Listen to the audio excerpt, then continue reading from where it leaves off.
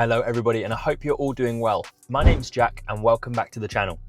Now, I recently got a great comment from one of you asking how someone of a lower level could prepare for the upcoming boss strike, and I thought it was a brilliant idea, so I wanted to put together this video, especially for those of you around level 20 to 25 who might be wondering, what can I actually do to help?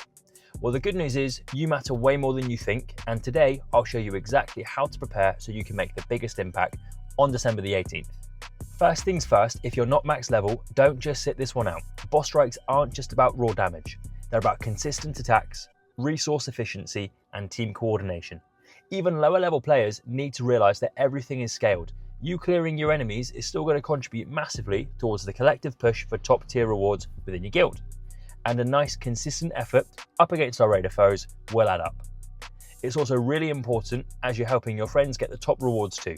Without doing your part, you're just a passenger and nobody wants that. Now, your prep should be starting before Yuzul even appears. Your economy and industry needs to be solid. And here's what you should focus on.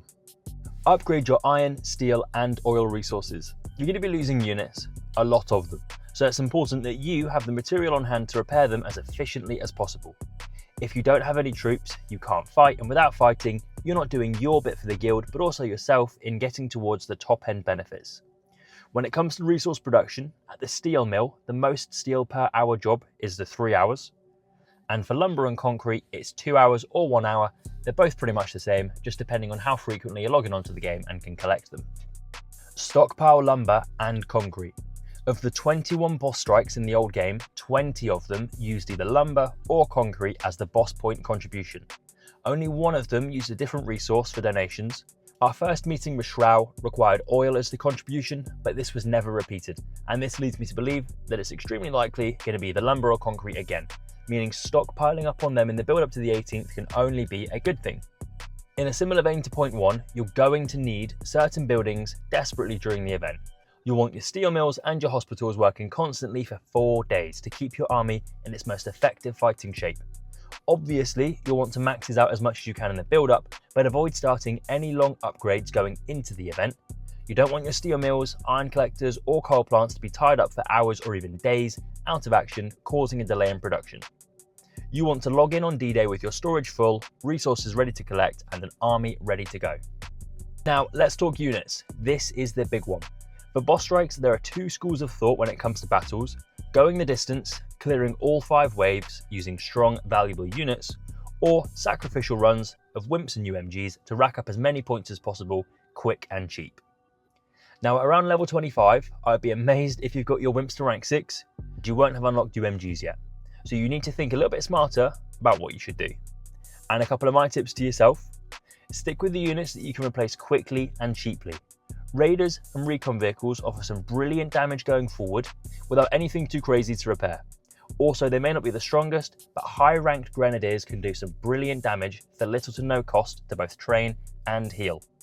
You want to avoid expensive, slow to build and heal troops such as the field agents and snipers. They are both great units, but you want to be smart with how you use them. Save them for your strong formations, as the bars they cost to heal and produce can quickly add up. And these are hard to come by at max rank, let alone in the lower levels, so you want to keep them as free as possible. PF2 units. I know these can seem weird to use, I certainly used to think so in the last game, but these are some of the strongest on offer at lower levels.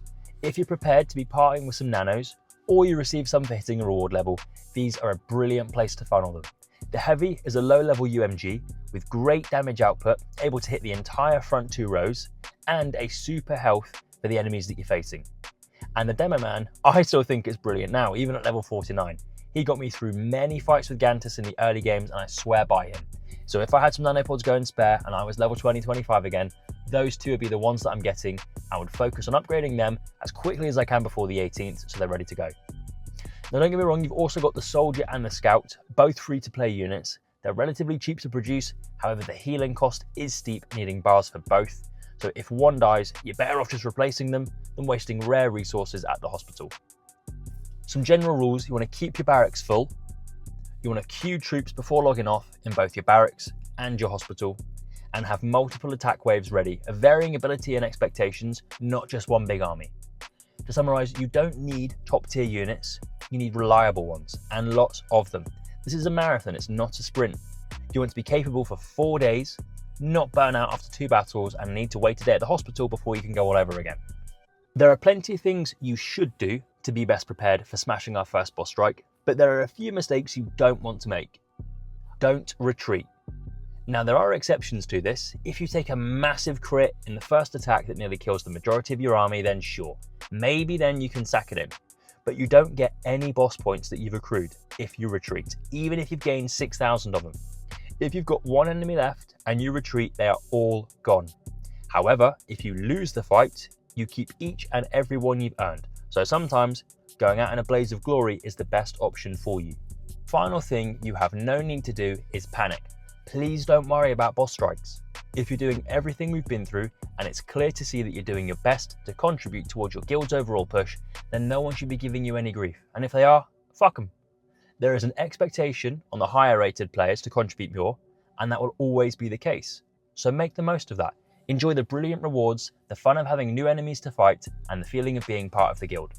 Boss strikes are a team effort, and that's why everyone shares the rewards. But that wraps us up. Hopefully, it's good to know that even when you're a lower level player, you can prepare, you can help, and you are important in this boss strike. If this has helped you out, then please do drop a like, share it with your guild, and let me know in the comments what level you are and how you're preparing. Just like this video was a suggestion from a viewer, if there's anything you'd like to see, please do share it with me, as I want to make what you all want to see, because that way you will enjoy it more. But good luck with the first boss strike, guys, if I don't see you before then. Thank you very much for watching. Please make sure to hit that like and subscribe button. Let me know what you want to see, and hopefully I will see you on the other side. Thank you very much.